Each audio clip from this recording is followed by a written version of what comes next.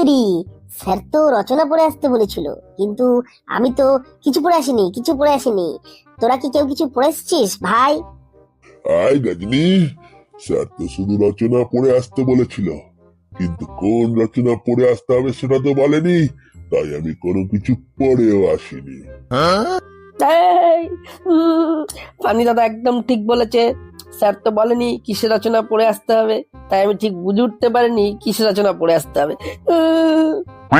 আর ফেলটু, তুই কি করেছিস? তুই কি রচনা পড়ে এসেছিস? হ্যাঁ রে ভাই, আমি গরুর রচনা একদম মুখস্থ করে এসেছি, ধরলেই একদম ফটাফট বলে দেবো। উত্তরি, স্যার যদি গরুর রচনা না ধরে অন্য কিছুর রচনা ধরে, তাহলে তুই কি করবি রে ফেলটু?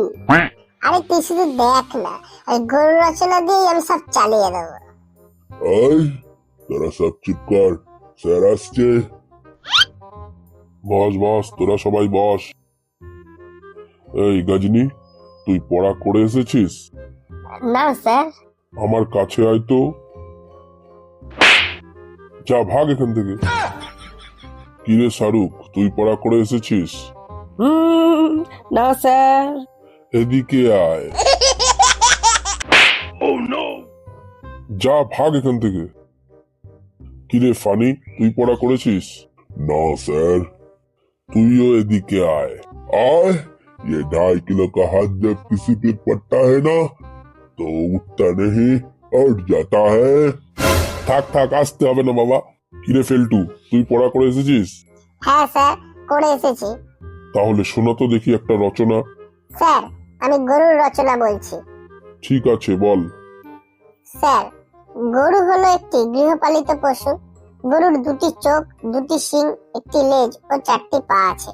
গরু আমাদের দুধ দেয় এবং আমরা সেই দুধ পান করি, এবং দুধ দিয়ে মিষ্টি, দই, ছানা, ঘি, মাখন ইত্যাদি পুষ্টিকর খাবার তৈরি হয়। এবং গরুর গোবর দিয়ে গ্যাস তৈরি হয় এবং ঘুঁটে তৈরি হয়, যা রান্নার কাজে লাগে। বাহ বাহ বাহ, খুব ভালো। এবার একটা কুকুরের রচনা বলতো। ঠিক আছে স্যার। কুকুর হলো একটি গৃহপালিত পশু। কুকুরের 2টি চোখ, 2টি কান, একটি লেজ ও 4টি পা আছে। কিন্তু কুকুর গরু দেখলেই ঘেউ ঘেউ করে ওঠে, এবং এটা আমাদের মনে রাখতে হবে কি গরু একটি গৃহপালিত পশু। গরুর 2টি চোখ, 2টি শিং, একটি লেজ ও 4টি পা আছে। গরু আমাদের দুধ দেয় এবং আমরা দুধ পান করি, এবং সেই দুধ দিয়ে মিষ্টি, দই, ছানা, ঘি, মাখন ইত্যাদি পুষ্টিকর খাবার তৈরি হয়। দাঁড়া দাঁড়া, চুপ কর। আরে বাপ রে বাপ, ফেলটু তো দেখি আমার সাথে চালাকি করছে। কুকুরের রচনা ও গরুকে টেনে আনছে।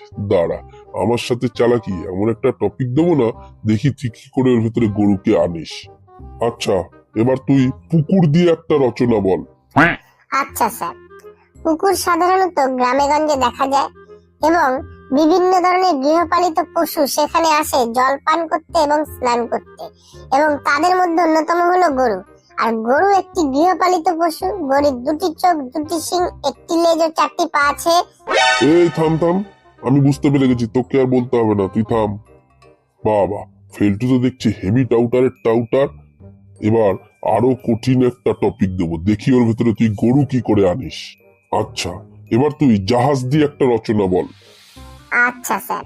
জাহাজ খুবই মজবুত এবং ভারী পণ্য ব্যবহারের জন্য ব্যবহৃত হয়, এবং মাঝে মধ্যে এক দেশ থেকে অন্য দেশে গরু পাচারের জন্য জাহাজ ব্যবহৃত হয়। আর গরু হলো একটি গৃহপালিত পশু। গরুর 2টি চোখ, 2টি কান, একটি লেজ ও 4টি পা আছে। থাক থাক থাক, পরেরটা আমি জানি, আর বলতে হবে না। আরে ফেলটু তো দেখছি সবকিছুর মধ্যেই গরুকে টেনে আনছে। ওকে একটা অন্য এমন একটা টপিক দিতে হবে যেটার মধ্যে কিছুতেই ও গরুকে আনতে না পারে। দেখছি কি টপিক দেওয়া যায়। তুই একটা কাজ কর, এবার লাইট পোস্ট দিয়ে একটা রচনা বল। আচ্ছা ঠিক আছে স্যার। আমাদের প্রায় প্রত্যেকের বাড়ির পাশেই লাইট পোস্ট থাকে, যার মাধ্যমে আমাদের সবার বাড়িতে বিদ্যুৎ সরবরাহ করা হয়। তবে অনেকে তাদের বাড়ির গৃহপালিত পশুকে ওই পোস্টের গোড়ায় বেঁধে রাখে, যেমন হলো গরু। আর গরু হলো একটি গৃহপালিত পশু। গরুর 2টি চোখ, 2টি কান, একটি লেজ ও 4টি পা।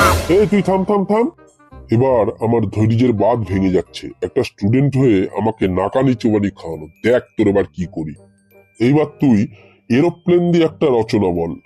এইবার জব্দ হবি। আন দেখি কেমন করে এরোপ্লেনের রচনার ভেতরে গরুকে আনিস, কারণ এরোপ্লেনে তো আর গরু পাচার হয় না। স্যার, এরোপ্লেন এক জায়গা থেকে অন্য জায়গায় খুব অল্প সময়ে একাধিক মানুষকে নিয়ে যেতে সক্ষম। প্লেনের জানালা দিয়ে প্রাকৃতিক দৃশ্য দেখতে খুবই মনোরম লাগে, যেমন বন জঙ্গল, এবং সেই জঙ্গলে দেখা যায় গরু ঘাস খাচ্ছে। আর মনে রাখতে হবে, গরু হলো একটি গৃহপালিত পশু। তুই চুপ কর, চুপ কর, চুপ কর বাবা, আমি আর সহ্য করতে পারছি না, তুই চুপ কর। বাবা রে, আমি তাড়াতাড়ি এখান থেকে পালাই, নালে আমার মাথা খারাপ হয়ে যাবে।